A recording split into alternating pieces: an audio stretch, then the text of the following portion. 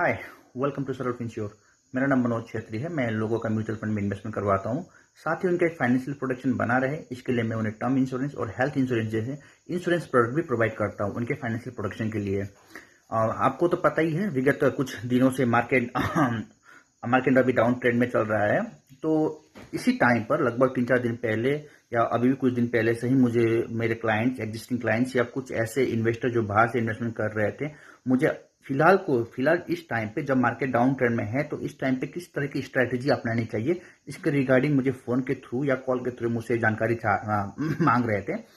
तो मैं सोचा कि अगर मैंने तो उन लोगों को बता भी दिया स्ट्रैटेजी को लेकर, लेकिन मुझे लगा कि मैं वीडियो के मार्फत आप लोगों को भी जानकारी दे दूं कि इस टाइम पे किस तरह की स्ट्रैटेजी को अपनाना बेस्ट रहेगा।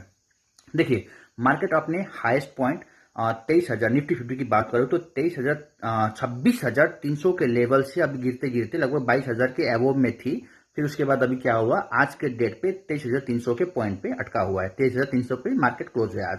ठीक है, अगर इस टाइम पे अगर स्ट्रेटेजी की बात करो, म्यूचुअल फंड के थ्रू अगर कोई इन्वेस्टर इन्वेस्टमेंट कर रहा है तो इसके लिए मैं अगर स्ट्रेटेजी की बात करूं तो आपको पता है कि म्यूचुअल फंड में दो तरीके से इन्वेस्टमेंट होता है, एक एसआईपी के थ्रू, एक लमसम के थ्रू। अगर मैं बात करूं एसआईपी की, मोटा मोटा बात करूं एसआईपी की, तो एसआईपी में आपको कुछ देखने की जरूरत नहीं है। एसआईपी आप कभी भी शुरू कर सकते हैं, आपको कुछ सोचने की जरूरत नहीं है। ठीक है, क्योंकि आप कभी भी मार्केट को टाइमिंग कर ही नहीं सकते।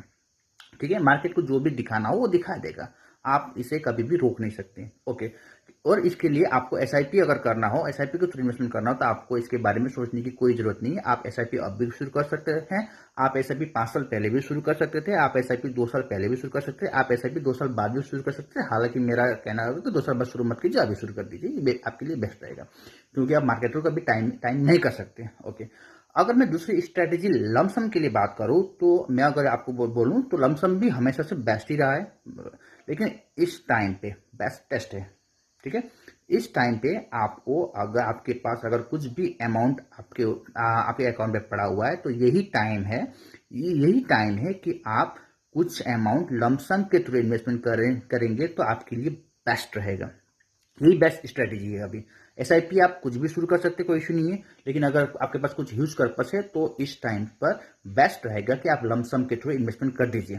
ठीक है, देखिए एक चीज मैं आपको बता दूं, अगर आप थोड़ा भी रिस्क नहीं लेंगे तो आप कभी पैसा बना ही नहीं सकते इस मार्केट से। आपको थोड़ा तो रिस्क लेना ही होगा, थोड़ा। ठीक है, रिस्क के लेवल अलग अलग हैं। हाँ, medium risk, low risk, high risk, लेकिन आपको थोड़ा सा रिस्क तो लेना ही होगा अगर आपको असली में पैसा बनाना है। तो बिना रिस्क के तो कुछ पॉसिबल नहीं है। तो अगर मैं इस टाइम पर अगर बेस्ट स्ट्रेटेजी की बात करूं तो बेस्ट ये रहेगा कि आप लमसम के थ्रू इन्वेस्टमेंट करना इस टाइम पे शुरू कर दीजिए। ठीक है, आप हल्का हल्का लमसम अमाउंट इन्वेस्टमेंट करना शुरू कर दीजिए, यही आपके लिए बेस्ट रहेगा।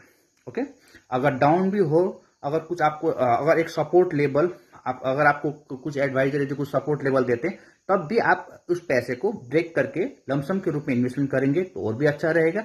अगर आपके पास कुछ सपोर्ट, कोई एडवाइजर ना हो, कोई सपोर्ट लेवल ना हो, तो इस टाइम पे बेस्ट रहेगा कि आप लमसम के थ्रू इन्वेस्टमेंट कर दीजिए।